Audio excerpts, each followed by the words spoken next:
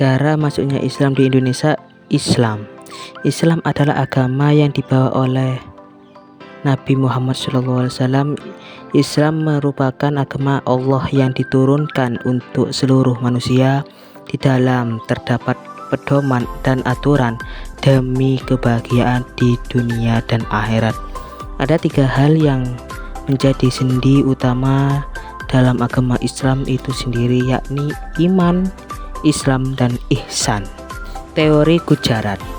Dalam teori Gujarat ini dikatakan bahwa sebenarnya di Indonesia berasal dari Gujarat, India, dan masuknya Islam pada abad ke-8 Masehi. Teori ini juga didasarkan pada corak ajaran Islam yang cenderung mempunyai warna tasawuf. Teori diucapkan oleh Sonok Burgose, J. Pinchnope. Bukti-bukti teori Gujarat. Bantu nisan Sultan Samudra Pasal Malik Soleh 1297 dan batu nisan Syekh Mautan Malik Ibrahim di Gresik yang memiliki kesamaan dengan batu nisan yang berada di Dambai. Teori Arab atau teori Mekah. Teori Arab atau teori Mekah yang merupakan teori masuknya Islam yang masuk Indonesia berasal dari Arab, yakni Mekah dan Madinah pada abad ke-7 Masehi atau tahun pertama Hijriah. Bukti perkampungan Islam di Pantai Baru, Sumatera Barat, atau yang terkenal dengan sebutan Bandar Khalifah.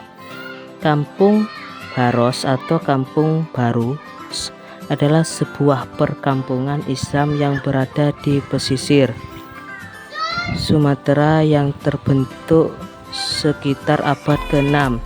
Keberadaan kampung tersebut lantas membuat bahagian sejarah, yakni bahwa Sumatera merupakan titik awal masuknya Islam di Indonesia. Teori Persia. Dalam teori Persia dikatakan bahwa Islam yang ada di Indonesia berasal dari Persia, Iran, dibawa oleh para pedagang Persia mulai pada abad ke-12.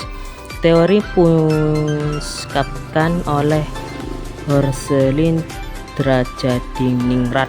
Buktinya paham Syekh. Pada awalnya masuknya Islam ke Indonesia terdapat persamaan antara tradisi budaya Persia dengan budaya Islam di Indonesia.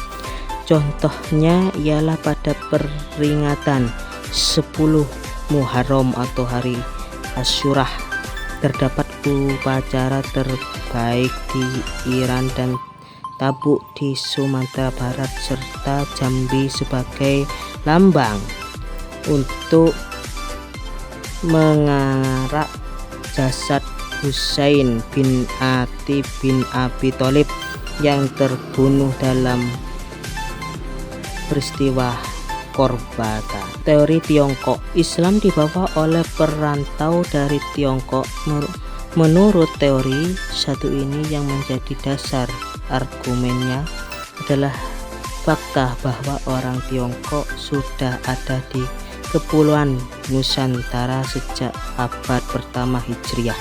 Teori ini dikembangkan oleh ahli Kong Yuanzi dan didukung pula oleh Hamka. Keduanya mengambil dari buku populer di kalangan sejarawan Barat dan Timur, yakni yang ditulis oleh Mohun dan Fei Hes. Dalam buku tersebut menyatakan perjalanan Geng Hong, seorang Muslim Tionghoa, ke berbagai daerah Asia termasuk Indonesia. Jalur masuknya Islam di Indonesia: perdagangan, sutra, pernikahan, pendidikan, akulturasi, budaya, dan dakwah. Jalur perdagangan diperkirakan pada abad ke-7 sampai dengan abad ke-11 Islam telah masuk ke Indonesia melalui jalur perdagangan. Begitu juga dengan perkembangannya oleh para saudagar dari luar maupun Indonesia sendiri. Islam disebarkan di sepanjang jalur perdagangan pada pelabuhan seperti Selat Malaka, Samudera, Palembang, disusul Demak, Cirebon, Gresik, Tuban, Makassar, serta Indonesia bagian timur. Jalur sutra.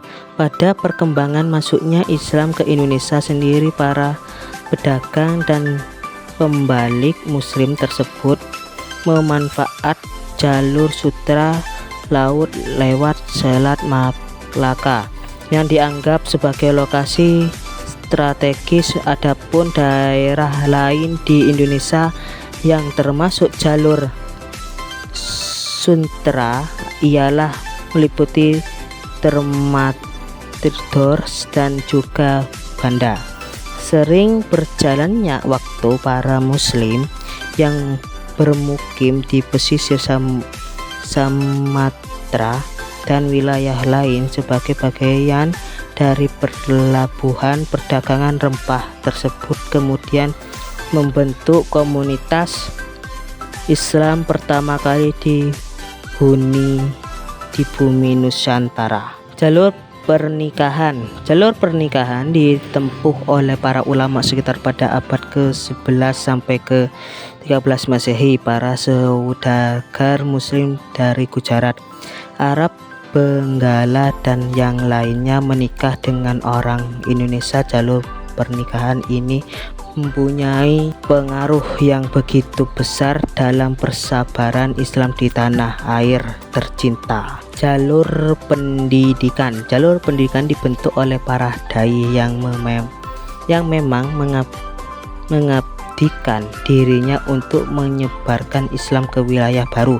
Para dai ini bukanlah pedagang, melainkan mereka adalah para pengembara yang hanya mengembara menuju wilayah baru yang belum tersentuh Islam sama sekali, dipandu oleh para pedagang hanya untuk berdakwah. Jalur akulturasi budaya atau dakwah. Sekitar pada abad ke-12 sampai ke-14 Masehi, melalui akulturasi budaya ini para dai memberikan kesan kepada masyarakat bahwa Islam sesuai dengan tidak bertentangan dengan budaya mereka, sehingga tidak adanya keterpaksaan dalam memeluk agama Islam. Misal seperti cara Wali Songo dalam mendakwakan Islam melalui seni, lagu-lagu, permainan dan wayang.